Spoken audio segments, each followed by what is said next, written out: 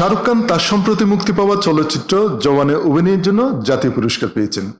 বুদ্ধি এবং আকর্ষণীয় ব্যক্তিত্বের জন্য পরিচিত এই অভিনেতা সম্প্রতি এক্সে একটি আস্ক মি এনিথিং সেশন করেন।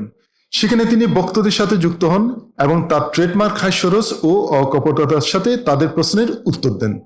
একজন বক্তা তাকে জিজ্ঞেস করেন যে তার বিখ্যাত অভিব্যক্তি এবং ভয়েস মডুলেশন দক্ষতার সহজাত প্রতিভা নাকি অনুশীলনের ফল। এর উত্তরে শাহরুখ বলেন, প্রতিভা ছাড়া কঠোর পরিশ্রমের মূল্য কম, আর সামান্য প্রতিভা থাকলেও কঠোর পরিশ্রমের তুলনায় তা অনেক কম। আমি শেষ ক্যাটাগরিতে পড়ি, তাই আমি ঈশ্বরের দানকে আরো নিখুঁত করার জন্য কঠোর পরিশ্রম করি। শাহরুখ খান 1992 সালে দিওয়ানা ছবির মাধ্যমে দিব্যা ভারতের সঙ্গে তার বলিউডে অভিষেক হয়। সেই চলচ্চিত্রটি তখন বক্স অফিসে হিট হয়। এখন 33 বছর পর শিল্প জগতে কাটানোর পর অভিনেতা অবশেষে 2024 সালে ব্লকবাস্টার জওয়ানের জন্য সর্বপ্রথম সেরা অভিনেতা জাতীয় পুরস্কার পান। তিনি এ সম্মান ভাগাভাগি করেছেন বিক্রম মেসির সঙ্গে, যিনি 12 ফেল ছবির জন্য পুরস্কৃত হয়েছেন। অনেক বক্তা তার জয়ে উদযাপন করছেন, তবে কেউ কেউ মনে করছেন তিনি স্বদেশ ও মাই নেম ইজ খান ছবির জন্য আগেই এই পুরস্কার পাওয়া উচিত ছিল।